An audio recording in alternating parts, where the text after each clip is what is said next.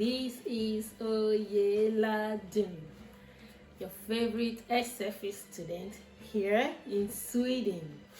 Welcome to my channel again this evening, and I'm happy to see you here.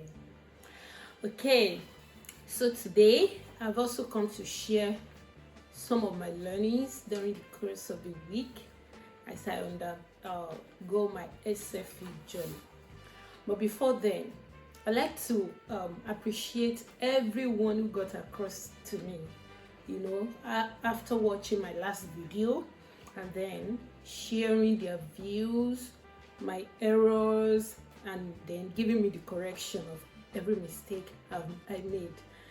Honestly, I appreciate you. You really made me feel so seen. Thank you, everyone. I may not be able to mention your name here one after the other, but I heart you big. Honestly, I do. So, before I go into today's what I want to share with you today, I like to emphasize some of the corrections that I received as feedback after my last video. At some point in the video, I said Tita to me, and I said it means look at me. No, I said he's speaking with me. No, Tita means look or sing or see. So the correct one will be Tita for me. Do Tita for me. You're looking at me.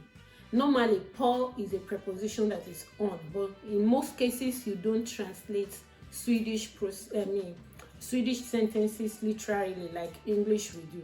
So if I say, du tittar på mig, han tittar på mig, and he's actually looking at me. That's it. Thank you. So today, I want to share with you what I learned about possessive pronoun. In English, possessive pronoun, they are the pronouns that shows who owns what. When you're talking about who owns what, it actually means the same thing in Swedish here. So, they are categorized into two. Nouns take either N or et in Swedish. So we have N-word, which the Swedish called N-word, and et-word, and that is et-word. So I'm going to be talking about what the possessive pronouns are when the words you want to refer to, when they are N-words and then et-words.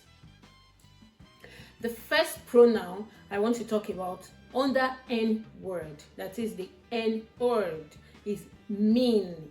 Mean. In English, I will spell it M-I-N, but in Swedish is M-E-N, that's mean. It means mine. And I can say min penna, my pen. Min penna, my pen. So, mean means mine. Another possessive pronoun is din. Din. In English, I'll spell it D-I-N, but in Swedish, it is spelled D-E-N, din, and it means your. And so I can say din familj, your family. Din familj, your family. Another possessive pronoun is hans. Hans. In English, I'll spell it H-A-N-S, but in Swedish, it's spelled H-A-N-S. That's Hans. Hans står. His chair. Hans står. His chair. Another possessive pronoun for female is hennes. Hennes. That's H-E-N-N-E-S. It means hers. Hers. So I can say hennes säng. Hennes säng. Hennes säng means our bed. Hennes säng, her bed. Another possessive pronoun that I want to talk about is ver, that is our. So we can say ver bill our car. Ver bill our car.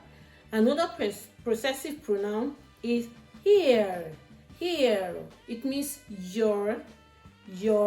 When you're talking about when you are referring to, when an individual is referring to plural owner. So maybe as a person, as a singular person, I'm trying to tell someone about, I'm trying to tell a group of people about what belongs to them. Maybe as long as they're more than two. So I say, here stole, your chairs.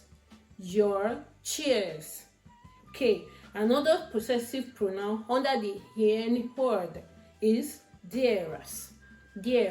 It means dear. So I can say their stole. Dearest stole. That's their chair. Dearest stole. Their chairs. Dearest stole. Their chairs.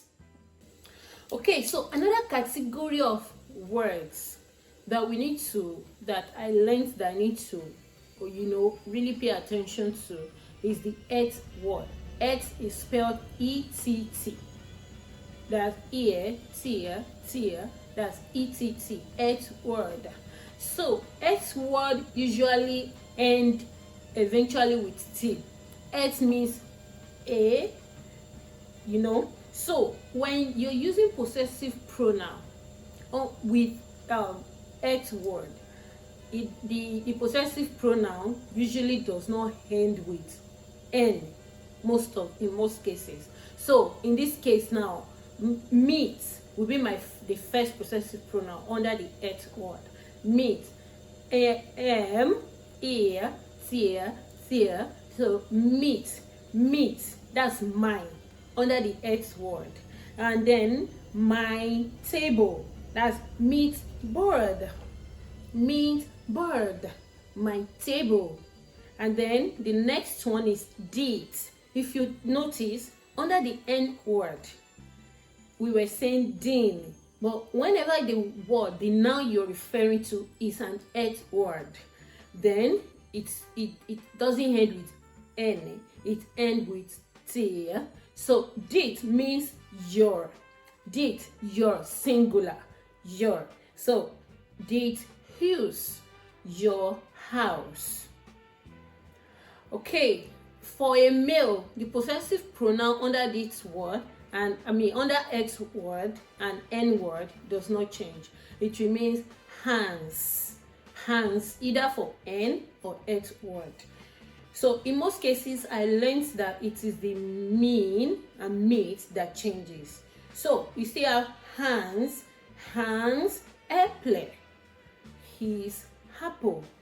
Hands, apple, his apple. And for female, the possessive pronoun still hasn't changed. Earnings, ban, her children. It means hers. Earnings, her children. The next possessive pronoun is theirs. This possessive pronoun is both used either of N or et word. Theirs. D, ear, s, that's theirs. It means its, maybe for inanimate objects and animals. Its. So we can say theirs, nam, its name. Theirs, nam, its name. Another possessive pronoun is vart. Instead of var under N word, we just add a T to this one and it becomes vert. It means our. Vert land, our country. Vert land, our country. The next possessive pronoun is it under et word. It. That is your. the plural your.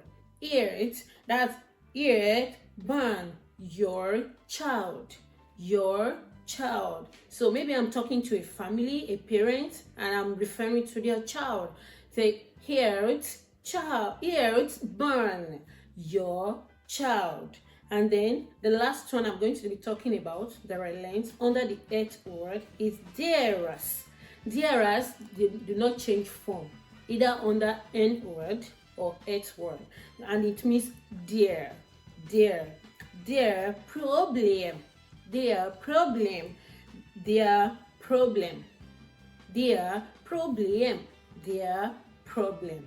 So those are the possessive pronouns I have learned, and I'm doing everything to learn how to use them in sentences, the right place to put them, and then the right way to apply them at all time. Please continue to journey with me as I learn, and don't forget to like, share, comment, and subscribe if you have not. And as always, I am open to your correction.